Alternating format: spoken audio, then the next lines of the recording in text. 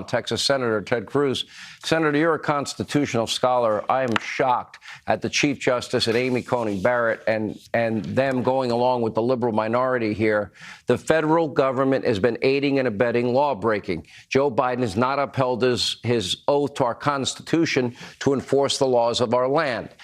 What else does Texas have available to them? If they won't do the job, they got to do it themselves. Well, Sean, that's exactly right. And listen, this decision makes me angry. And even more angry is listening to Joe Biden just flat out lie. And he knows he's lying, although actually, given his mental condition, maybe he doesn't know he's lying. But anyone rational that was aware of the world around him would know that he was lying. He says the border hadn't been secure for 10 years and just give me the money. Well, you know what?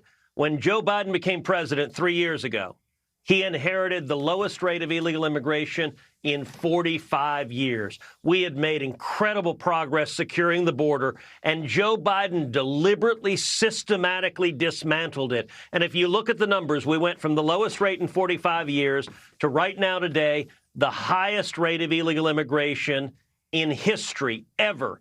9.6 million illegal immigrants have come in under Joe Biden. And here's the thing to understand.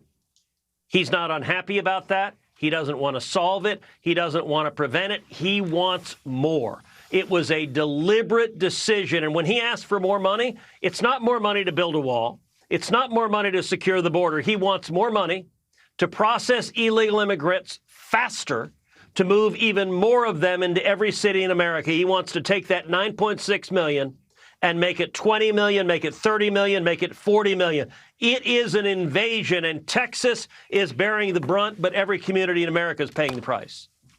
You went the longest in terms of any one candidate back in 2016 against Donald Trump. I believe it ended after Indiana. You had won Wisconsin, if my memory serves me properly. You went further than anybody. You see what's happening here. You see these latest poll numbers out of New Hampshire.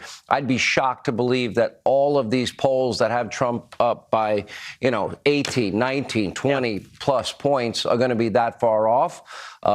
Maybe he'll win by 5 points, but it still would be a big victory for him. What happens after that? Would Nikki Haley risk going into her home state where she's down 30 points and losing her home state? Look, I think this race is over. Last week on your show, I endorsed Donald Trump.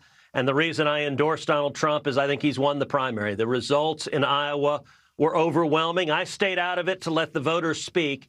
You look at what happened in Iowa. He won over 51% of the vote. He won 98 out of 99 counties. That is overwhelming. That is a powerful outcome.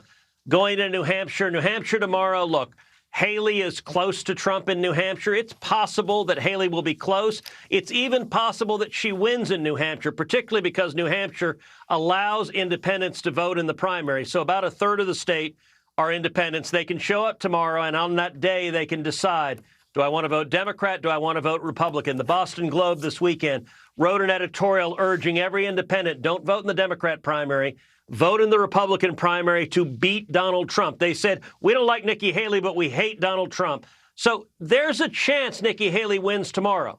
But whether she does or not, frankly, doesn't matter, because after that, it goes to South Carolina. I think Nikki Haley will stick around to South Carolina, and she is going to lose her home state by double digits.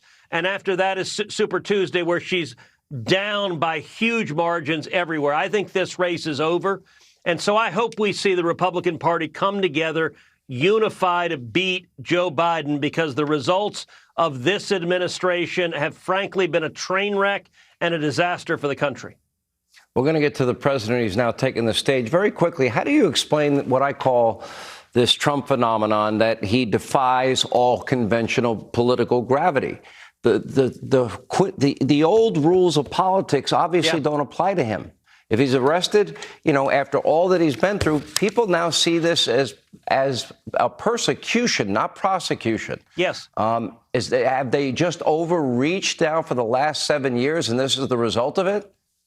Well, listen, number one, Trump has enormous backbone. He's got guts. He stands up and fights. But number two, he broke the Democrat Party. He broke the media. They hate him. And so, look, I enjoyed the conversation between you and Newt, and Newt was right. Had there been one case, maybe it would have gone somewhere, but this is so obviously a persecution that people are tired of seeing the government weaponized. That's a big part of why Trump is winning this primary decisively. All right. We appreciate it. Any thought that maybe in 4 years you might jump back in yourself? Well, look, I've got a race this year. I'm running for re-election in Texas. Chuck Schumer has made me his #1 target in the country. And so please come to tedcruz.org, make a contribution. The Democrats are going to spend $100 million trying to beat me. So go to tedcruz.org. I need your help, and I'll give you my word. I'm going to stand and fight alongside Donald Trump to turn this country around and bring us back from the mess Joe Biden has given us.